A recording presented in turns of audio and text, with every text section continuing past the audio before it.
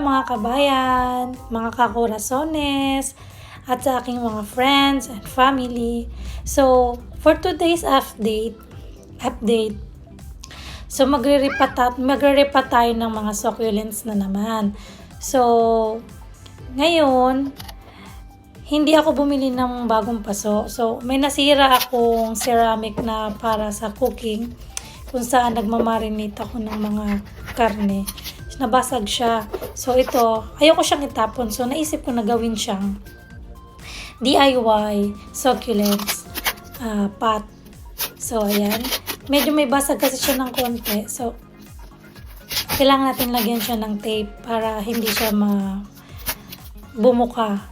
So, ayan, mga kakurasones, lalagyan natin siya ng tape, ng mabilisang tape. Ayan siya. Hindi naman natin kailangan bumili ng bumili. So, kaysa naman itapon ko to, sayang naman, no? So, naisip ko, paglagyan ko na lang ng mga succulente ko. Lagyan natin siya sa gitna. Ayan po. Mabilisan lang to. Ayan.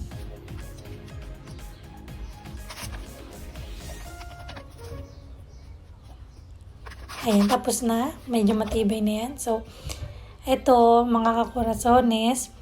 So, naglagay din, pumulot ako ng mga acorn sa labas habang naglalakad. So, I think magagamit ko to para sa decoration natin sa ating DIY succulent pot. So, lagyan natin ng lupa.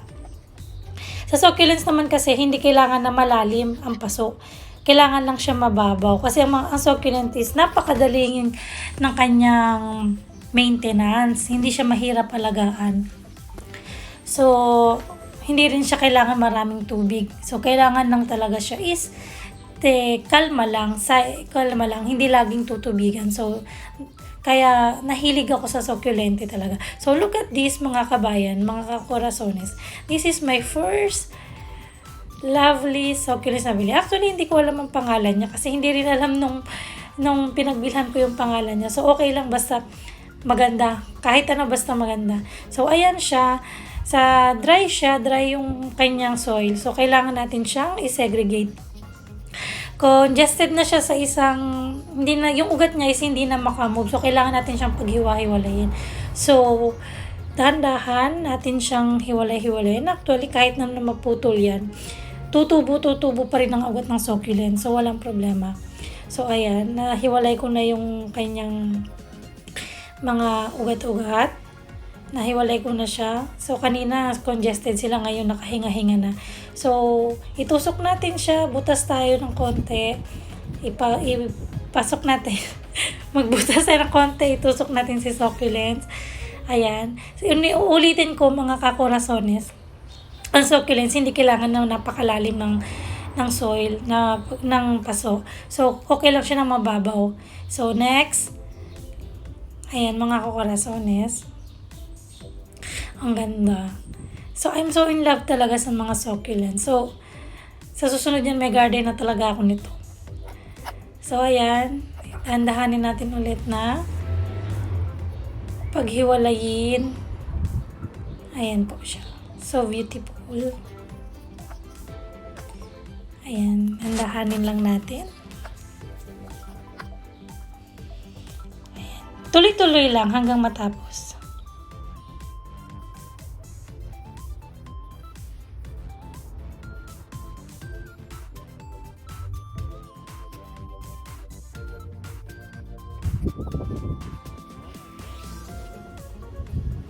So, ito, mga kakurasones, may succulent number 2. So, ito yung pangalawa kong binili. So, ganun din. Tatanggalin natin yung mga dry leaves. Tatanggalin natin para renew yung ugat niya. Fresh na fresh. Mabilis na mabuhay. Kumapit sa soil. Ayan. So, ito lang talaga yung aking pinagkakabalahan sa ngayon.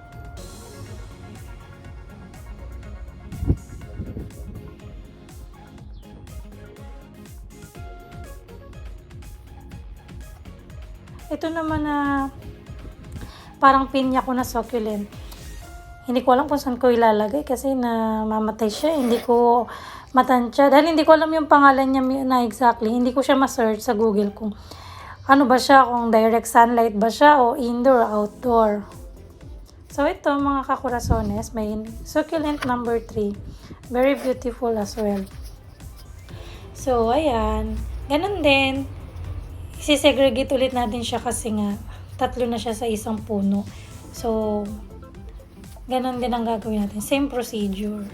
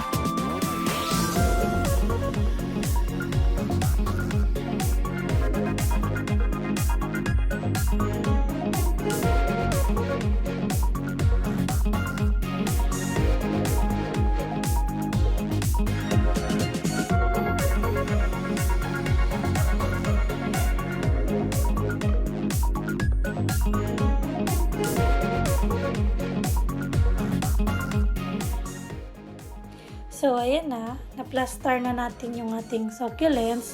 So, for the meantime, wala akong piedras o stone para sa aking succulents kasi dun sa bilihan ng halaman is hindi sila nagtitingi-tingi. So, for the meantime, wala pa tayong piedras o stone. So, pag nakahanap ang senyora nyo, i-update ko kayo ulit. So, ayan, dahan-dahanin natin ilagay yung mga maliliit na succulents. Actually, yung dahon na yan mga kakurasones, dahon lang yan, pero yan ay mag-uugat. Yung mga dahon na yan is tutubuan niya ng ugat, which is yun yung magiging another succulent na naman. So, ang succulents talaga is napakagandang alagaan. Napakagandang i-maintain sa loob ng bahay kasi hindi siya ma-maintenance. Talagang trangkila lang siya, kalma lang siya kung alagaan. Hindi katulad ng ibang halaman. And also beautiful as well.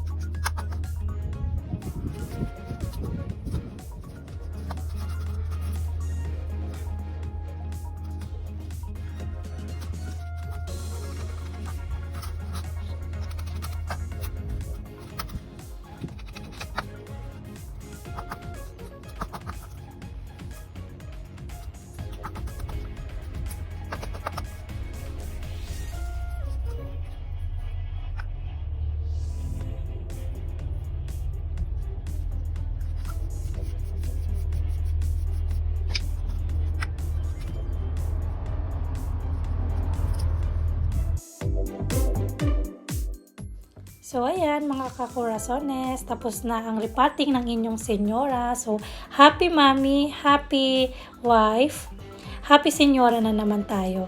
So, ayan, na-repot ko na siya sa aking DIY succulent pot. So, I feel relieved na naman for this day. So, such a beautiful DIY succulents. Ayan. Wala akong masabi kundi so beautiful talaga. Ang ganda talaga ng aking creation. So, ayan. So, that's why Senyora is also a succulents lover. Thank you for watching. Mwah!